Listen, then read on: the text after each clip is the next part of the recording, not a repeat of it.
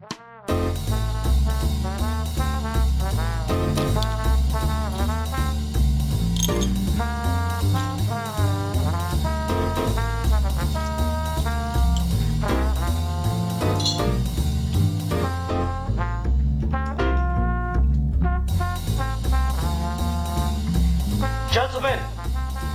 the time has come once again to discuss things. I'm sorry if I'm the guy trying to help you out with a certain audio drama, No. I hear you, bitch. Now you sound like, shit. Yeah, I had a good comeback, but I lost it. On that note, hi everyone, welcome to another episode of Geeky Gentlemen. I'm Super 2, joining me today is Steve Baxi, Rasco's Barn Life, and some motherfucker, Deadpoolzilla. Off. Right. Yeah. Anyway, before we get into this week's episode, I want you, the listener, to know you can download episodes of Geeky Gentlemen. There's a link in the description to download this episode, so you can listen to it on the go. You can download older episodes by request. Just leave a comment on an old episode, and it'll be uploaded to the downloading website for you. You can find old episodes in the Geeky Gentlemen playlist. There are over 300, so you should have no trouble finding an episode on literally any topic. Right? Yay! Probably. Well, I don't imagine we have a topic on, the proper ways to make your bed. Well, lucky for them, next week, surprise announcement about what next week's episode of Geeky Gentlemen is going to be. Anyway. Is there one on the ethics of sticky notes? No, but there's one on the ethics of time travel. Oh, that's actually interesting. I'll come back to that. This is a topic for the future, ladies and gentlemen. Condoms. How do they work? Anyway. So, Steve did pick our actual topic for the evening. Steve, what are we talking about tonight? All right, we're talking about something very, very general. I was curious about this, so I figured we'd discuss it for 2 hours. We were talking about genres and whether or not it's an arbitrary concept, how we define them, how they work, etc. Yeah, which ones we like, all that jazz. Anything that has to do with the term genre. We get so fucking broad on this show sometimes. We just did a whole episode on horror one time. Did you really? Yeah, and I think back on that, I'm like, wow, we probably said the minimal amount possible, and that's like a 2-hour video, if I'm not mistaken. So, I imagine this will be very much the same, but it should be an interesting conversation nonetheless, so... Yeah, I mean, if I had, a central guideline in what I wanted this question to be in terms of is what I said first, is the concept of genre identification obsolete, arbitrary? Does it not matter anymore? Mm-hmm. It's interesting because there's so much genre crossover now, right? Yeah. And, it's hard to determine what a genre is, because superhero, is it a genre or is it not? NerdSync just did a really interesting video about this. Is superhero just a subset of action? But if that's the case, how can we have, historical superhero movies and all these other things? It's it's not really action anymore. Yeah. It's just a I would whole not thing. describe Logan as an action movie. I would actually say it's a Western. Well, this is not a review of Logan. Damn it. But, I mean, to your point. Yeah, and so it's interesting that we use genre. I almost feel like you can say genre is one of those things where you can only understand it within context of talking about something wider. When you try to get to genre itself, it sort of breaks down, and I don't think there's any one film that just is this genre. Genre kind of work. Genres in general kind of work like colors, where you've got primary colors, secondary colors, and tertiary colors, and you get those colors by mixing other colors together. Mm-hmm. I feel like genres kind of operate like that. Yeah. So what you're saying is there could be a puce genre. Exactly. Yeah, so it's a weird thing to talk about, because, like, I feel when people try to define what makes something a genre, it's just such general things that they could apply to, the complete opposite. Or the reverse of it, where, like, the way we define genre as a concept is so general that trying to apply it to any one specific thing completely fails. Mm-hmm. Yeah. Like, the most general way I could define genre is tropes that align for specific ends. And that could mean fucking anything. Yeah, it really could, because just because something follows the tropes doesn't make it part of the genre. Yep. You can have a parody that does it, and a parody isn't necessarily part of the genre because it's more in the genre of comedy. And just like, what... It's funny, I'm going to spoil the coming Geeky Gentleman fan film review, but if you make something intending it to be a comedy in the genre of comedy, and you don't laugh the entire time you're watching it, is it still in the comedy genre?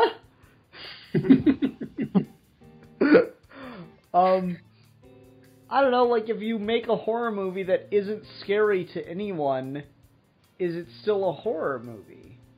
It's not a successful horror movie. I think there might be a distinct difference between, like, being part of something and being a effective part of it. Mm-hmm. But even that can get sticky, specifically with, like... Because things like horror and comedy and drama, I feel like those are more tonal constraints before they're really genres. Mm-hmm. Because, like, I can't think of a single comedy that is just comedy. Like, it's farce, it's romantic comedy, it's a dramedy. Like, genres are so interconnected that, like, vague terms like comedy or horror or drama, I don't think necessarily apply very well. See, I don't know, because I would call something like Monty Python, any Mel Brooks movie. Yeah, a lot of the Mel Brooks things are just straight comedies. But they're more than just comedies, right? Like, Mel Brooks bleeds into other genres like Spaceballs. Yeah. I wouldn't say that about the producers.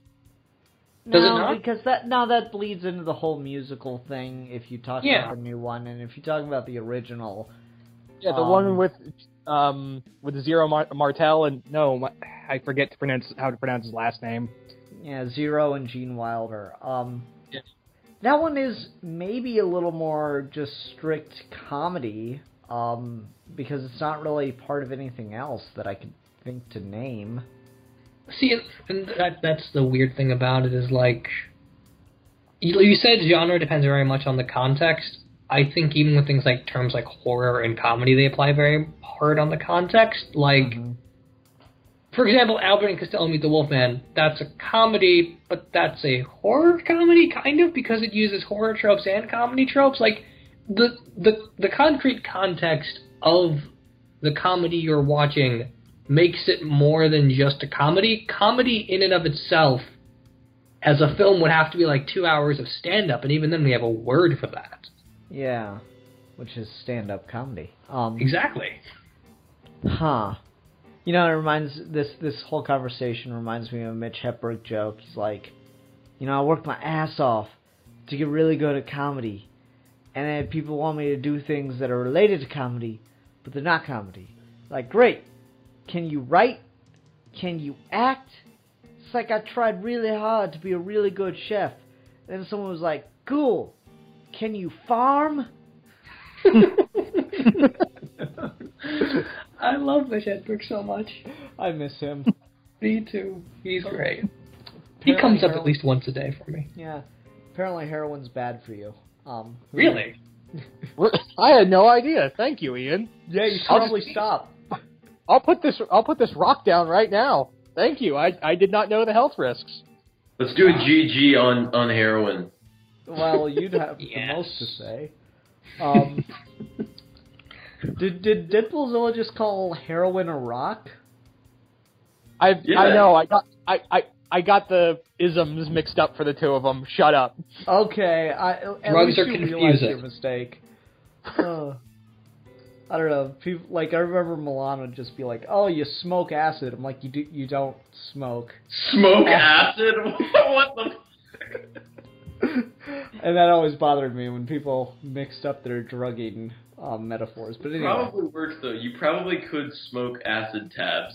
It'd be horrible, but you could probably do it. Like, technically, you could probably smoke any drug if you, like, melted enough. Yeah. I mean, this everything is can just- here's can the become clip a of the like week, a liquid. guys. Anyway, yeah, but back to the whole question of, all right, so like, if you wouldn't call comedy necessarily a genre, then like where does genre start? Because horror, I hear used as a genre constantly, and I don't know, it's where's that distinction then? Okay. Maybe before we get to that, it might be important to maybe give, like, more context on the evolution of the term genre. Mm-hmm. Because right now, we use it in the most vague sense possible to discuss specific tropes inside of specific artistic mediums. But before that, genre wasn't really a word. Like, there was no such thing as horror genre, action genre, drama genre. Before that, genre used to relate very specifically to mediums of art. And in Russian literary theory, they very early on, because the novel is still a relatively new form of artistic communication, novels were considered genres, and they were considered very heavily to develop concepts of genre. And genre related very heavily to concepts of structure. So, like, a genre would be more specifically like, if a work of art is layered in these 3 or 4 different ways, if it's a play, if it's a poem, if it's a book, that would mean it has, in some sense, a genre. And then from there, because artistic mediums started connecting as much as they did and evolving as much as they did, we started, like, generalizing and specifying the word even more. Yeah, because it's weird, because you use genre as... You could technically use genre to refer to painting and writing. Exactly, and this is where, like, it bleeds into each other and it gets weird, because tragedy used to be a form of art, and now it's a genre, but based on the definition of genre, it's genre in both senses. It's confusing, and again, this is why I felt like bringing it up to people that are smarter than me, because I want to know what the fuck's going on. Well, I think it's just, like, a very human thing, which is to use a word that kind of sounds right at the time, and then I think it just kind of caught on. Yeah, I guess so. Like, there used to only be, like... Sorry, go ahead. I'm sorry, I was just going to say, at the same time, you could argue that the word genre and the whole definition of it has kind of lost its meaning, because in not only just movies, you know, in TV shows and even books and comics, is that genres are so blended together and just become this huge mishmash, is that it's sometimes hard to define where to put that one in one simple genre, and it seems like more of the subgenres have branched out and taken over those original few genres. It's also interesting to think about. It's like, so just to focus on, like, specifically narrative, it's also interesting when certain genres as we know them kind of only exist within a specific medium of narrative. Like, there are books that take place in the West, but the Western is kind of like an on-screen genre almost at this point. Like, if you go and you look at movie genres, you'll see the Western thrown in a lot, but you don't necessarily see that in any sort of, like, text-based narrative. Yeah, we didn't start calling it noir until it became film noir. Yeah. I think I agree with Steve's more than I agree with yours, Rasko, because I read Zorro comics. And so there's your counter to your example. What's first, Zorro or Westerns, though? Zorro's almost 100 years old. Okay. So Zorro. But, okay, that's... Yeah, I don't there, but like it's weird because like the Western on screen has become a genre. Like I don't think we casually threw that. Oh no, I word agree around with you before it though. was I famous. agree with you as far as what people think of when you say Western. They think of the movie before they think of anything else. The films rather than they think of anything else. I just like generally speaking, you know, it went through that phase in comics when Westerns were popular on film. Westerns became popular in comics. That's why we have characters like the original Ghost Rider, Jonah Hex, Zorro got a kick up in popularity again.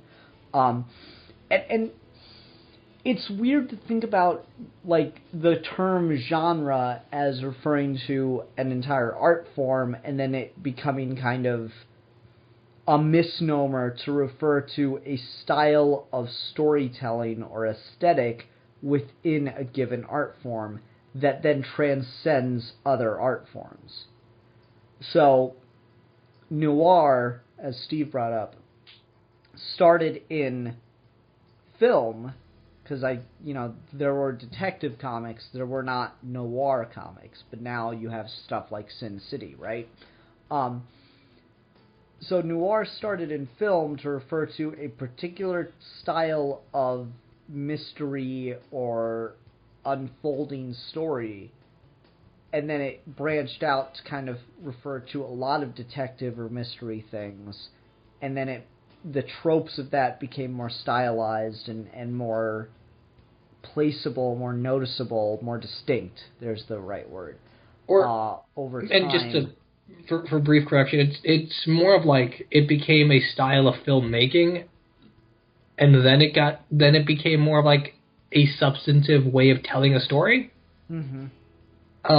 Because like film noir gets popular because it was made by people that had like zero budgets. Mm-hmm. So like they take detective and hard-boiled detective stories and they put them on screen, but because they had shitty lighting and poor equipment and such, suddenly it acquires like its own unique sense of filmmaking, and that becomes its genre. And then suddenly that style of filmmaking, those material conditions of the art, transcend and get put into everything.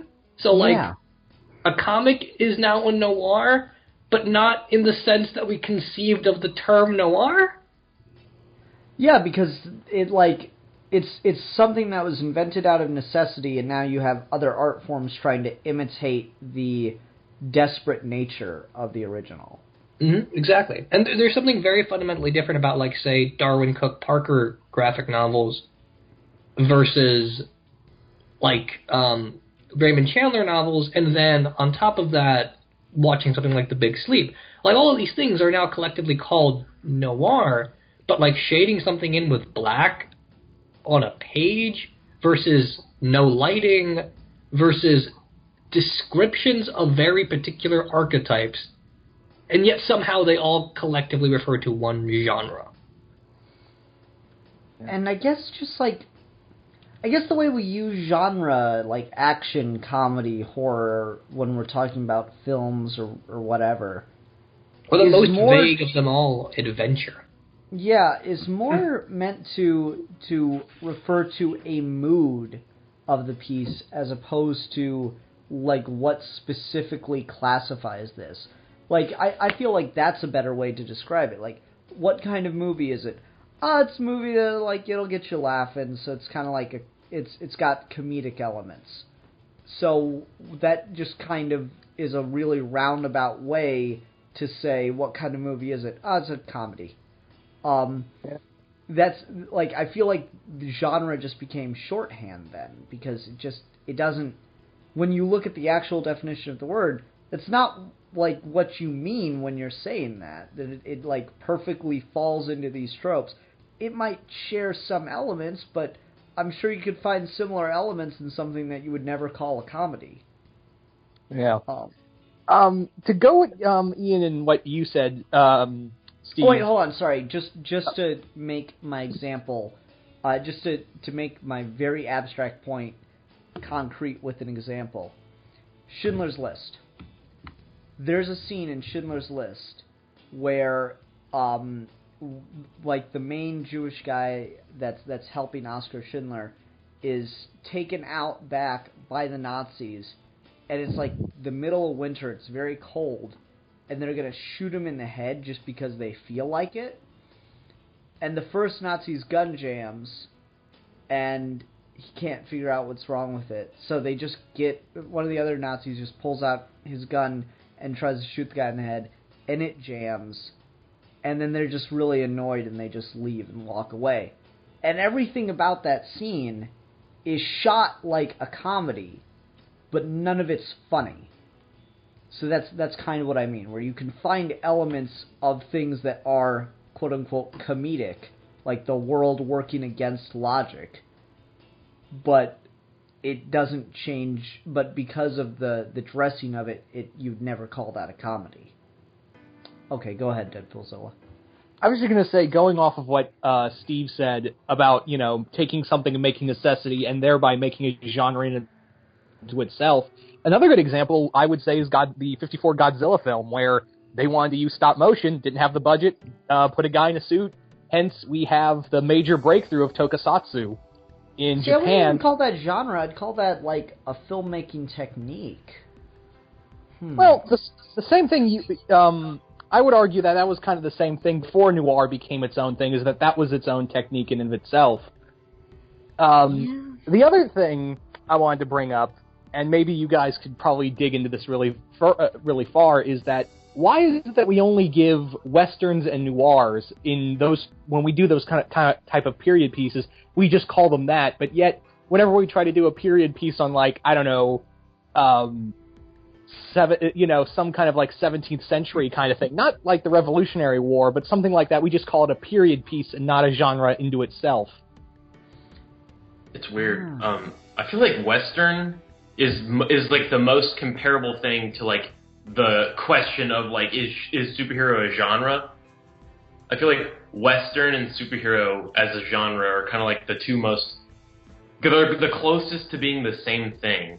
And that's why it's like things can just arbitrarily not be a Western. Like The Revenant is like kind of a Western, but is it really? Like, I don't really know. Yeah. Yeah, it's weird. It seems like genres at some point we keep around because it's convenient, but that means we don't think about it a lot. So, like, you won't see any movie listings of Captain America Winter Soldier that say it's a spy movie. They'll say it's a superhero movie. Yeah.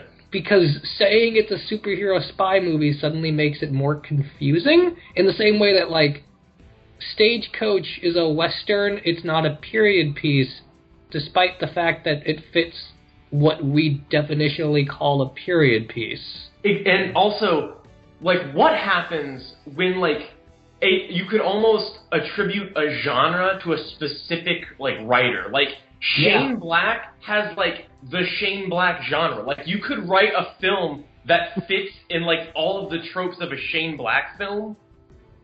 And, like, it's almost like as if he's created a genre for himself. And there's lots of directors like that. Like, Tarantino's like that. Like, I wouldn't call Inglourious Basterds in anything but a Tarantino movie. Yeah, I mean, hell, I'm pretty sure Guy Pearce reads Tarantino, he reads the book of Tarantino to do his films. Yeah, it's weird. Like, genre almost wants to... It seems like when we appeal to concepts of genre, we do it because we're intentionally talking about the generic definitions of them so we can actively avoid them. Like, say, for example, Kick-Ass. Kick-Ass is a superhero movie, but it's a superhero movie in a very specific way, where, like, it only works if you understand genre tropes of the superhero. Mm-hmm. And then it actively defies them. So, like, at that point, is it part of that genre, or does that genre even exist, or does it only exist in a sense where it can't exist by itself? It's weird, I don't know. Man, head scratchingness. Yeah, because I feel this is just thing. Like, I feel this is more a problem of the failure of English. Yes. I feel like, English is a really ridiculous fucking language in that it just takes words from other languages because fuck it. Like, there are, 4 words for pig in English? Yep. For no reason. It doesn't refer, it's not like snow where you can call it slush or whatever. No, it's referring to the exact same kind of animal in every way. It's just we have 4 words for it. Linguistically, we can form an entire sentence with the word fuck, and it makes sense. Actually, it was funny, we were having this conversation at work yesterday. Buffalo, buffalo, buffalo, buffalo, buffalo, buffalo, buffalo, buffalo. Buffalo 8 times is a grammatically correct sentence in English. Fuck that shit. Yeah, I know. That's always been the thing about the English dialect, is that it's kind of like the Borg. We've assimilated all these of grammatical forms and all these meanings. And we've taken it for ourselves. And that's the thing is, English depends so much on context, and I don't think people really realize it. So I'd be really curious if, and it doesn't help that American media kind of dominates the world. I wonder what the fuck do other languages refer to movies, styles of movies as? Obviously they have a translation of the word superhero, but do they Steve, I'm going to go to you, and I know you don't watch many of these, but I'm going to ask you anyway. Does Bollywood just use the translation of American genre terms, or does it? They don't. They actually don't use genre terms at all.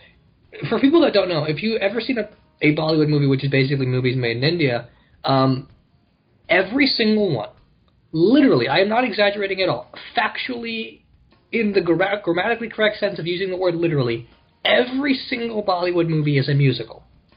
Every single one. But they don't have a word for musical. That's just how movies are to them. Mm-hmm. So, genre is a really weird thing there, because genre doesn't exist, and story only exists as a narrative thread to intertwine music. And see, that's what I wonder, is how much of it, we're talking about the term genre and through the English language as if we just stumbled across it as a way of describing certain tropes of a story. But at the same time, there's a very good chance that our understanding of and ability to pick up on these tropes and name to the point where we felt like we had to name them, albeit badly, kind of encouraged the continual use of said tropes. So genre is in a weird way kind of a self-fulfilling prophecy almost.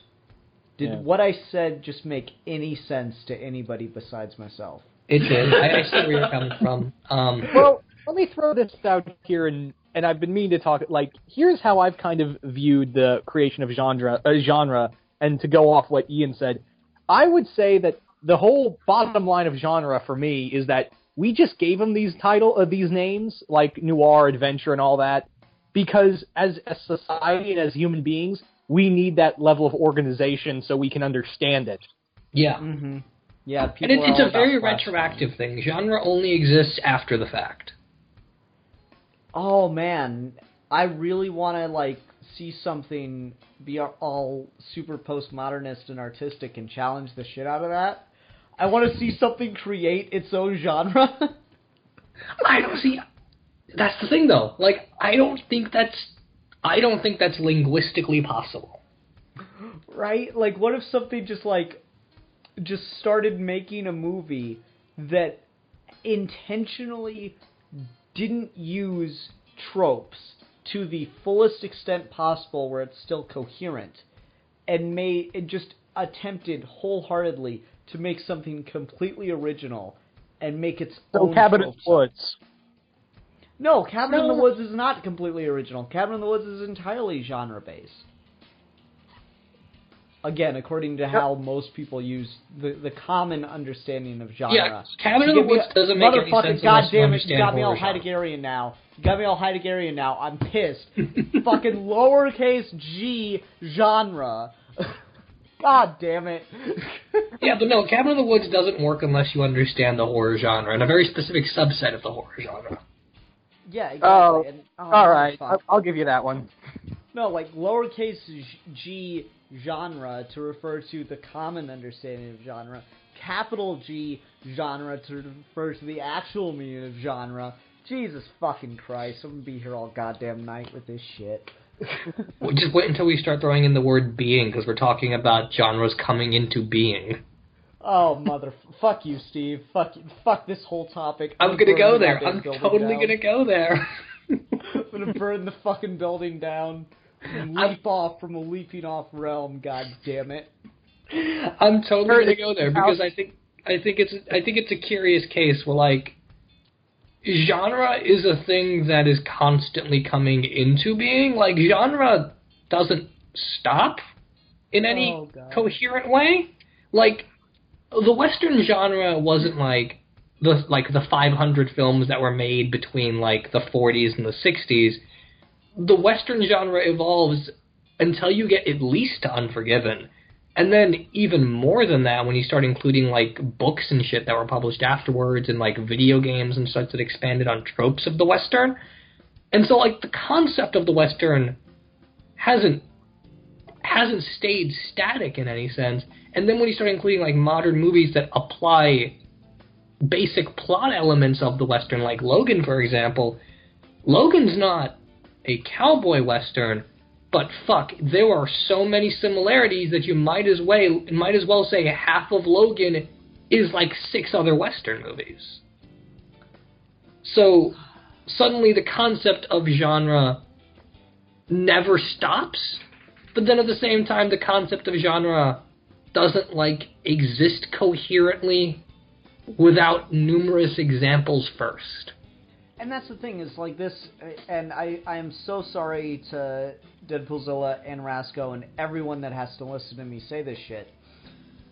That is fucking phenomenology at its finest, right? Yep. We all use this term genre like we know what the fuck we're talking about, and when you if you really do the whole Socrates thing and sit down with someone and ask them to define genre, what is the horror genre, they're not going to be able to fucking do it because it doesn't exist. It's just a you know what I mean situation.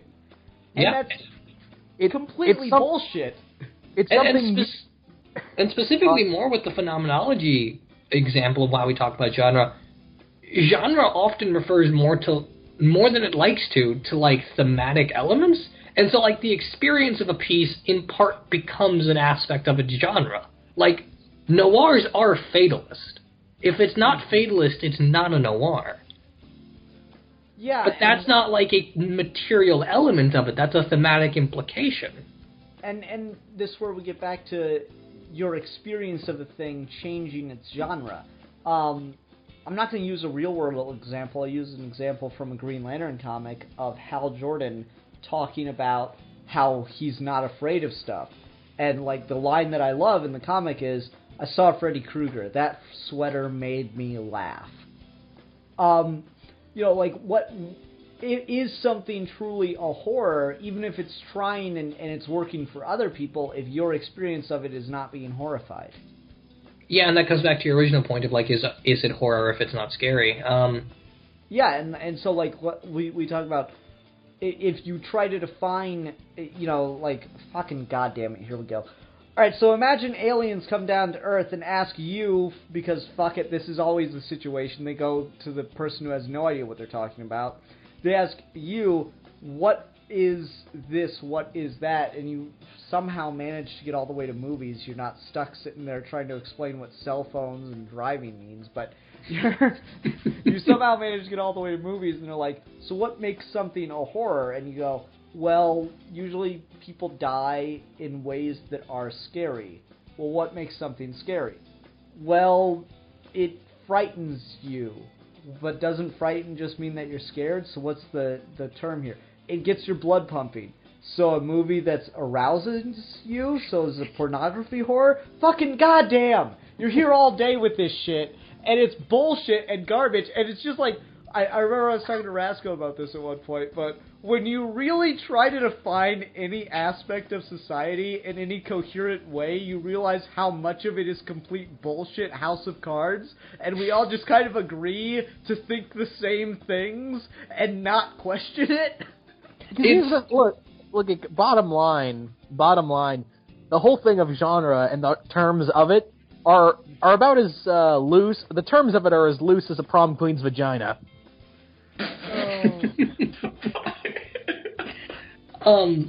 See, you bring up a good point though about like the begging the question of like scary, frightening, all of these things that I just keep coming back.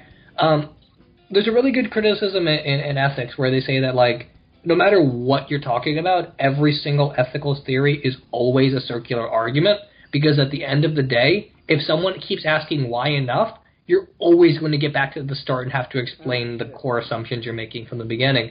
And I think genre may operate on some similar level.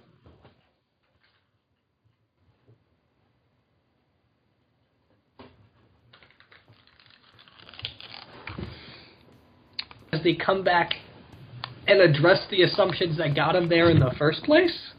Mm-hmm.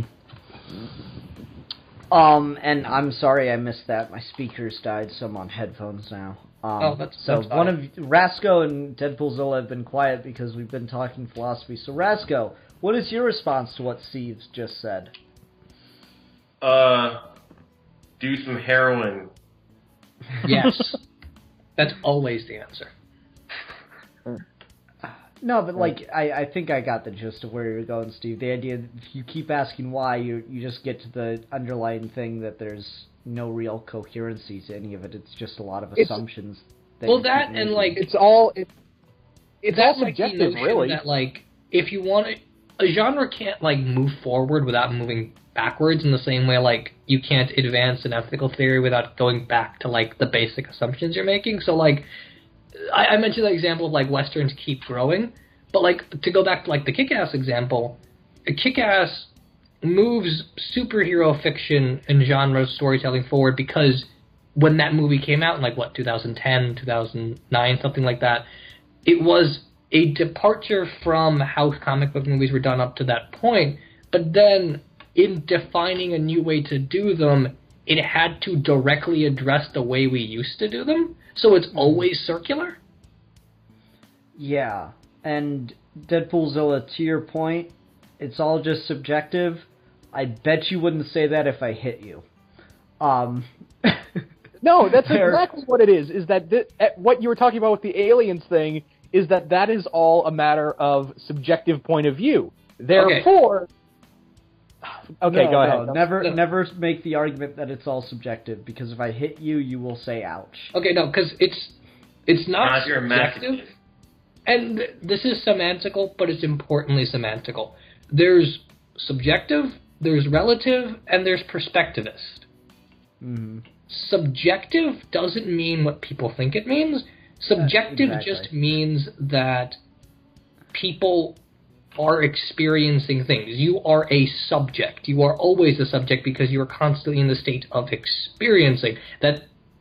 Now, if you want to take that a step further, then you could say things are relative in the sense that, like, to every individual thinking subject, different things are experienced in different ways.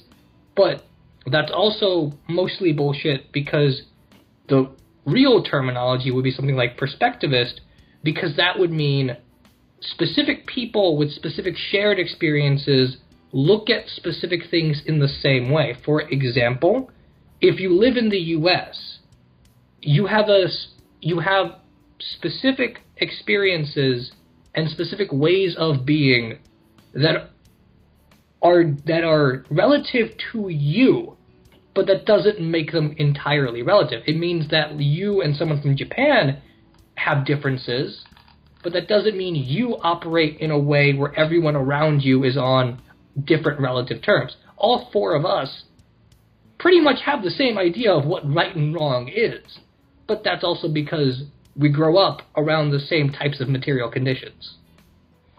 Yeah, and to your point, though, people use the term incorrectly because, and we're getting back to the whole problem with English and just how our assumptions work, and this does, as abstract as it is, thanks, Steve, for picking a topic this broad, as abstract as it is, bring us back to genre. There is, like, when genre was meant to refer to different forms of art, that's one thing, but when you use it to refer to different forms of storytelling, when in fact all of life, as Joss Whedon likes to say, is a practice in storytelling, in crafting a narrative, because your memories are a narrative, right? When all things are that way, the term doesn't really have any meaning, but it doesn't change the fact that when you tell me it's a horror movie, I know exactly what you mean by that. And so it's this really sticky, weird, amorphous, garbage situation that just kind of proves that people have no idea what they're doing. And I love that about people so much. Just so much. This will be my... Okay, I'll go light on, like, philosophizing for a minute after I bring up this example. But there's a field of philosophy called semiotics, which is basically the study of signs and symbolism and shit like that. And semiology has 3 specific terms. It's got the signifier, the signified, and the sign. The signifier would be, say, for example, a rose. The signified would be like, I give a rose to a girl I like and she knows I like her. And that whole process of giving her the object and her getting the meaning would be a sign. And language operates in a very specific way culturally, so like people understand like what these specific signifieds are, regardless of like ever concretely expressing them. And Roland Barthes got a really interesting thing on like what he thinks the word mythology means, and he says that like there are 2 layers to this system. So like there is the signifier, the signified, and the sign, but then these two, this whole system of a sign is a signifier for another signified, which gives you a second degree removed sign.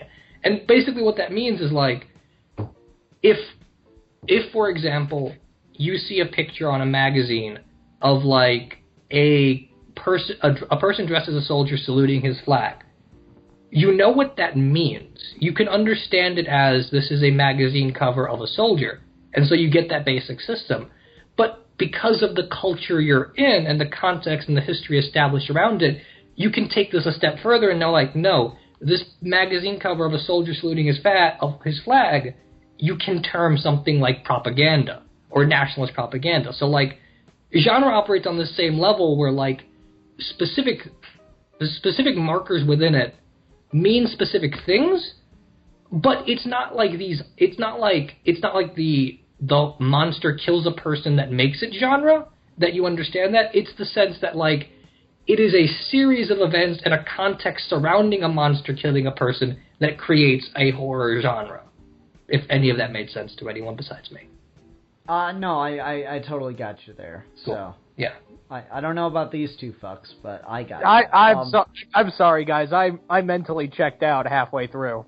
I caught the saluting a fag part. I was up there up until like when you give a girl a rose, and then I was just kind of like, ooh, what's on TV? Because like I understand that, you know, I understand what Steve was trying to make as a point. I was just like, well, he's going to cover it better than I ever am, so.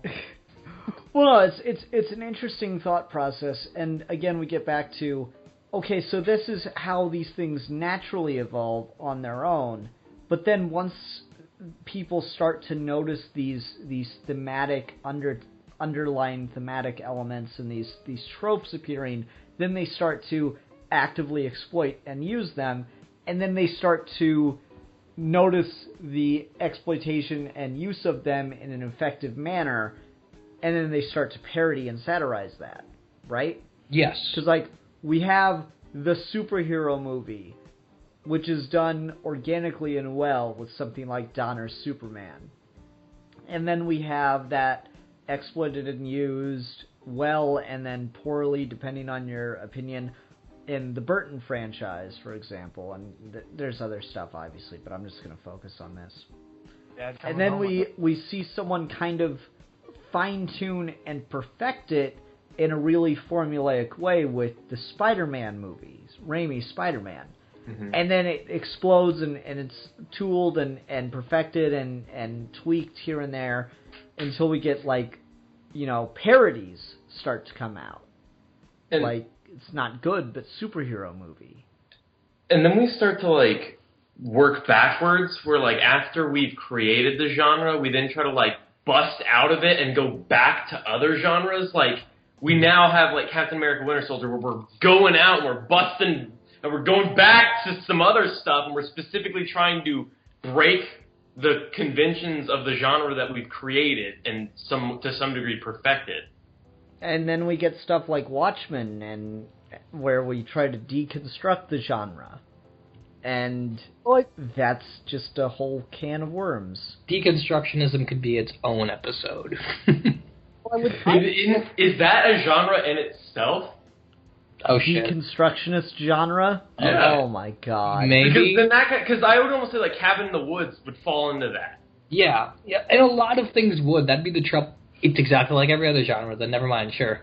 Yeah, no, it is, because it's exactly like that, because it is something else. It's playing into a genre, but then the things that it's trying to do, like the way it's trying to get you to think about the genre that it's playing into, it's doing similar techniques that something like Watchmen would do, and so it's like Watchmen and Cabin in the Woods, and there's probably a ton of other things, create this, like, whole genre of, like, deconstructing genres. Yeah, because I think the only, like, caveat to make something a deconstructionist genre as opposed to satire or parody is it has to still be taking itself seriously and not be played for laughs. That's the only thing I could think of to put a quantifier on it that would separate it from satire at that point. I don't know if that's entirely fair, because, like, for example, I'd say something like One Punch Man is a superhero and shonen deconstruction, but it is a comedy. And it is on some level a satire. Steve, I was just going to say, Steve, let me ask you if this falls into a form of deconstruction. Ever heard of the anime School Days? I have not. It's what some people consider like the deconstruction of harem animes. It's complete shit, but you need to watch it up until the end. I'm curious. I mean, I'm already up to my ass with shitty anime because I'm watching old Naruto. So I think it's about 13 episodes long, if I'm not mistaken, and it's like watching a train wreck on top of like a crashed another train, and then it takes a total 180. Excuse me. It's late. I'm tired. It takes a 180 in that ending, and I don't want to spoil it for it because I want you to watch this anime, then come back and tell me how that ending affected you. Okay, that sounds interesting.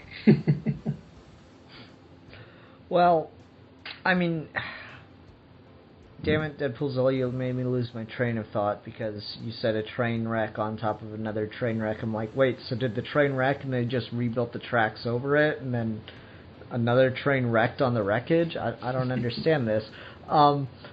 You've got me in like this, god damn it, I'm not going to sleep tonight. I'm going to be fucking thinking about leaping off from a leaping off realm and not relinquishing the realm from which we are leaping off the whole goddamn night.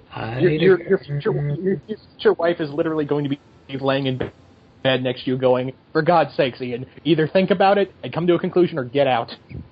But that's the problem. You can't fucking come to a conclusion with Heidegger because it's just fucking horse shit, and he's a shitty fucking Nazi face, so you feel bad that you're thinking about like all the shit that a Nazi said. Motherfuck. He was a Nazi. Philosophy. He was a Nazi for sure, but there's so much to argue about that he left us. Yeah, I know.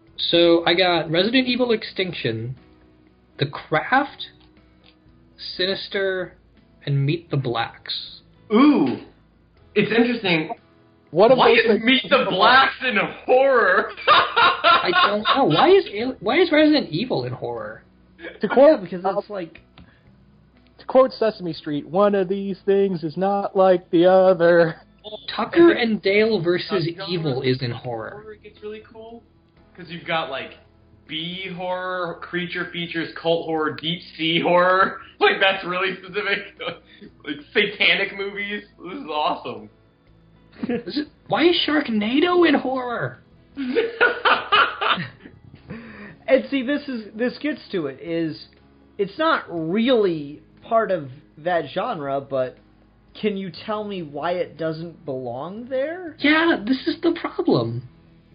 And then more than that, like, how do they assign these genres? I can't imagine it's just some fucking algorithm.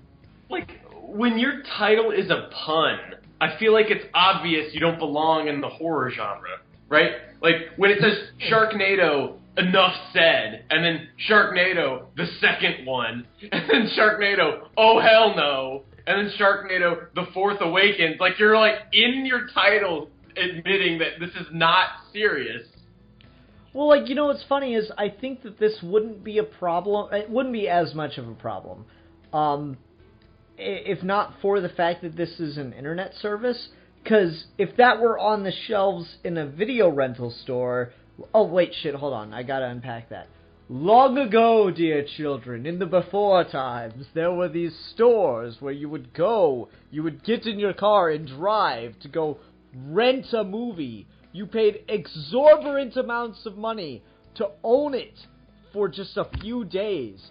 And if you didn't return it in time, fuck. Okay, so, like, if you went to a movie store and you saw fucking Sharknado on the shelves next to Nightmare on Elm Street and fucking Dracula, then you'd be like, the shit is this place doing? And if you were this kind of person that liked to make teenagers' lives difficult, you would pick up the movie and take it to the desk and say, why the fuck's this in the horror section? Because I was that person. Yeah, I'm not surprised. Long ago, in the before times. But, like, that wouldn't be a thing in a video store, or it wouldn't be as common a thing. Whereas here, it's just either it's an algorithm or it's some person arbitrarily deciding to do it without any kind of oversight or repercussions for their actions. Maybe they're doing it specifically for this beatings? purpose. Well, no, just like, again, if you were the kid in the video store assigned to, put the movies on the shelves according to genre and shit, you wouldn't do that because you know that people would come complain at you for it. Well, here's another thing. You wouldn't put a Tarantino movie in the family section. Well, here's another thing then. Do you have to watch a movie before you can decide whether or not it goes in a specific genre? No. We're going to be here all night. Yeah. Because, I mean, you have to imagine that people that are organizing video stores or, like, assigning movies and shit, they haven't seen, like, 90% of them. No one has. Yet they're still assigned. But then at the same time, we can sit here and complain about, like, any specific ones. But is it like that chicken sorting thing where, like, discernibly there's no, like, difference between, like, a male and a female chick, but if you just give them to people to sort, they naturally are able to almost 100% sort them correctly? Weird. Yeah. That's a weird popular example, but, like, are we just that intuitive with these things where we don't need to watch something to know what it is? It's this like, echoing a bit, Steve. Hmm? It's this weird collective conscious kind of thing that we have. I don't know why I'm pulling out all the Green Lantern examples tonight, but fuck it, I'll go with it. So there's this really cool moment in the comics where Hal Jordan's talking to the Guardians, and he's like, I've got a really strong feeling. I got a gut feeling on this, and they don't know what that means, and then they quickly figure it out amongst themselves, and they go, oh, he means his intuition. It's a low form of telepathy. I remember and that. I'm just kind of reminded of that here, where I'm like, we don't really know how to define these things, but they still have an operational function and an intuitive understanding. I don't feel like anyone ever told me this makes something a horror movie. I just picked it up from watching horror movies to the point where I can look at box art for horror movies and tell you, yeah, that's a horror movie, and the one with the chick and the guy standing back to back and them all looking sporty and there's like a white background and they got smirks on their face, that's a romantic comedy. What? Yep, their arms are crossed, that's a romantic comedy. And so then you get things, though, that subvert this. Like, I can't think of like an actual movie that did it off the top of my head, but you see Crimson this happen on. I'm not sure what that is. Okay, Crimson Peak's a Del Toro movie that came out a few years ago that looked like a horror movie, had trailers like a horror movie. The box art is a horror movie, but when you watch it, yeah, it's a gothic romance. Okay, and like I think of people like there's a great fan edit of the trailer for American Psycho where they make it look like a romantic comedy. Oh yeah, that's terrifying. Oh yeah, I remember there was also I remember watching another fan edit trailer of making Mary Poppins a horror film. Yeah, and like some of them are easier to do than others, but that's a thing that happens, and so we talk about can you decide something is horror if you haven't seen the movie, or is part of a genre if you haven't seen the movie. Yes, but you can't rely on it 100%. Where there's just a code that you're expecting people to follow, and when someone comes around and when an evil demon comes around and makes you think that 2 + 2 = 4, then it fucks with your world and your perceptions of reality. And there's gotta be stuff that does this where they intentionally like make stuff with the tropes, but make the complete opposite point. I mean, and the inverse of this conversation is also true, where, like, you can watch something and identify it as a genre and you could be wrong. How so? Well, like, for example, Crimson Peak's still a good example, because, like, everyone that reviewed that movie reviewed it as a shitty horror movie, but it's not a horror movie. And that's precisely the problem with that's precisely the problem with how that movie was marketed, but also in the sense that, like, expectations and identifications of certain tropes can be intentionally misleading. Iron Giant is not a superhero movie, but it's all the dressing is there. Mm-hmm. Yeah. Okay, interesting. I mean, I'm sorry if I cut you off, Steve. Oh no, I'm sorry. I was just trying to think of another example like this. The Village. I haven't seen The Village. That was good. People talk about that movie as if it's a horror movie. Steve. That's a good move, Steve. I disagree, but that's fine. I did see The Witch though. Finally. Oh. Yeah, what'd you think? I liked it. Oh, yes, Steve. You're on the right side of history with that one, buddy. I liked it. Ian's probably the only one who's just going to be, demeaning us from behind our back. I didn't think it was brilliant like some people thought it was, but I enjoyed it. I have no idea how anyone could enjoy that movie, but good on Oh my god. Come on, Ian. Come on. What is... Well, I don't know, maybe I need to take the time and give it another shot, but goddamn. If I watch that movie a second time and hate it just as much, I'm never forgiving you, Rasco. Good. Anyway. Christ. I think that's kind of the big thing, is that we've had this multiple times where, here's another good example, guys, for it's supposed to be one way and how it's marketed is one way, but it's a totally different thing, is Monsters by Gareth Edwards. Oh, yeah. Because you see how the trailers marketed it and everything was marketed is that it's supposed to be like a giant kaiju film, when really it's a kind of a broken love story when you look at it. It's almost the same thing with his Godzilla movie. Yeah, exactly. Yeah. And Go ahead, Deadpoolzilla. No, I interrupted you. You go ahead.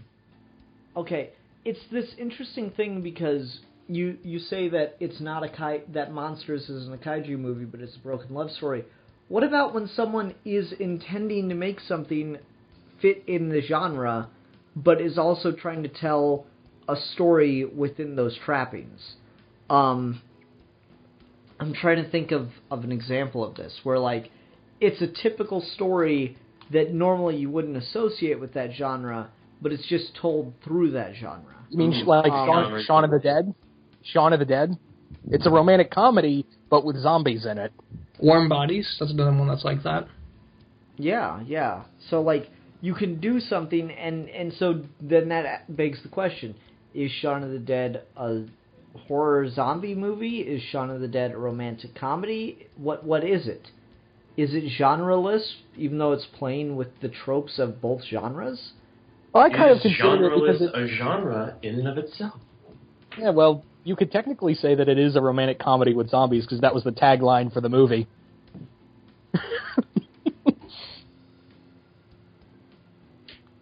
I don't know. It's just it's a really interesting question, and I think that we just keep coming back to the same thing, which is they don't really have a meaning. It's just an implicit understanding shorthand, so you don't have to know everything about the movie before seeing the movie or whatever. Yeah. Yeah, I mean, like, there's like a language to it where, like, for example, you don't question certain things if you know what genre it's in. It doesn't. If you're watching a superhero movie, it doesn't fucking matter that the police headquarters waste money on a bat signal. Whereas if you're watching like if you're watching Heat or something, that would be weird. Yeah. Exactly.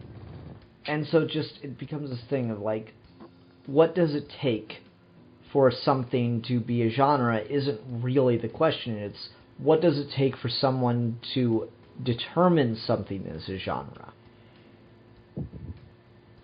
I guess earlier, when we introduced this topic, the potentiality to explore our favorite genres is kind of meaningless now because we can't determine them anyway. Yeah, and so that being said, let's go ahead and talk about some of our favorite genres. Yeah, no superheroes. That's completely off table. No superheroes. Okay, I mean, I really like sci-fi stuff. I've gotten into it big time over the years, and so I don't know. Like, obviously, again, what makes something a sci-fi? Can you have period sci-fi pieces? Not thinking about the answer, just answering, yeah, I like sci-fi stuff. If something's science fiction, I am more likely to watch it. I would say that oh God, this is so difficult, because I want to say that specifically horror sci-fi, but like, that's really difficult. I don't know, because I feel like I'm already breaking the rules, because I feel like I'm just naming two genres. But like, no, I really like though, because like Alien's a very different thing than say something like It Follows. Absolutely, yeah. That's why I say it. Like, Alien is the textbook example, but within sci-fi, I like things that are obviously leaning towards horror. Like even something like fucking 2001: A Space Odyssey becomes a horror movie for like an hour. Yeah. Yep, that's cool. And depending on who you talk to, it might be a horror movie the whole time. Yeah, so it's cray. Shout out but to King. I really like that. How about you, Deadpoolzilla? For me, I would have to say that some of my favorite genres would have to be, I enjoy myself a good noir when I'm in the right mood. Although, could you argue that Godfather is a noir film? No. See, that's been my father's argument for years. I don't see. No, it's a gangster movie. It's not a noir. I don't think you could mix those two necessarily. Because again, noir is a thematic and filmmaking genre before it's a story genre. Mm-hmm. I don't know, but yeah. Oh, I was going to say I would say horror, but like Rasco said, my type of horror would be monsters, just in any form, from giant monster to, Universal era monsters. You got a monster in your horror film, I'm going to be watching it, despite the shittiness. What about Coming shark soon, movies? Are Deadpool's- shark movies a genre? Yes. They are, like, it's a genre. How ridiculous is that? We have this genre for this specific animal. We don't have, like, a bear genre, but we have a shark genre.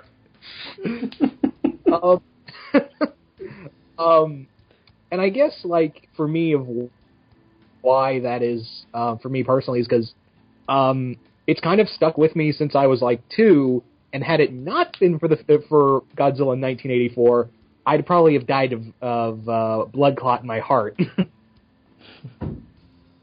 Oh, damn. Yeah, I don't know, Steve, how about you?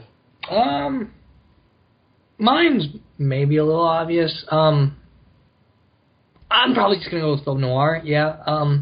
Noir is the first, or really, maybe not the only, but noir is the first time I've ever looked at a film and not needed dialogue in order to explain it. In any academic sense, I never understood how to study a movie outside of its script until I started watching noir. And so for that I always appreciate it. And then on top of that, I like the central protagonists that noir typically creates, like these fatalistic, almost before we created the sarcastic Tony Stark personality type, before that, the hard-boiled detective, the really fatalistic but nihilistic and jokey sort of detective, Philip Marlowe, but then that extends to characters like John Constantine and Colin Farrell in Bruges. I always like that, that kind of hard-lined.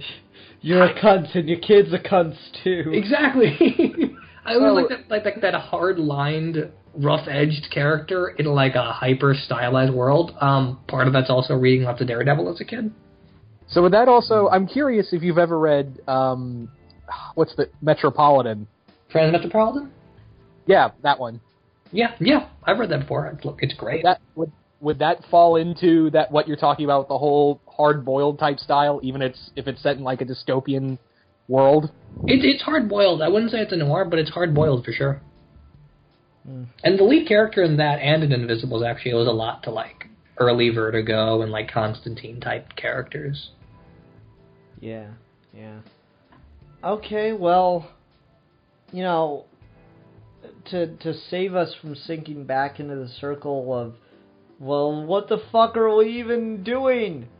What is life? To save us from that, I think we're going to go ahead and end this episode. I don't give a fuck if you have final thoughts. You're going to keep them to yourselves. And I'm going to get to sleep tonight. That's what's going to happen.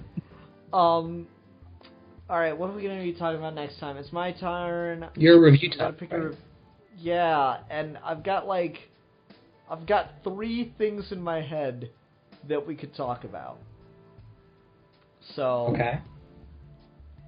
Either want to talk about, they're all relatively new. I want to talk about Moana, Logan, or Justice League Dark. I don't feel like watching Justice League Dark again. Moana or Logan's fine with me. That bad, huh? I mean, not With bad. Moana It's or just Logan. I've seen both. Okay. Not to review Justice League Dark, but all of those movies have such shitty animation that I just have a hard time sitting through them, even if they're okay. Justice League versus Teen Titans is a good movie, but that fucking animation. Yeah. Okay. Oh, fuck it. We'll talk about Moana then. Cool. Because that's the thing no one's expecting. Cool. And I really want to talk about Moana with somebody. It's gonna be a short review because it's amazing. Alright, cool. Everyone, thanks very much for watching. Until next time, I'm the Philosopher. I'm the Exile. I'm the beta male cuck. And I am the Don Juan of Comic-Con. And we are your Geeky gentlemen. And we will be discussing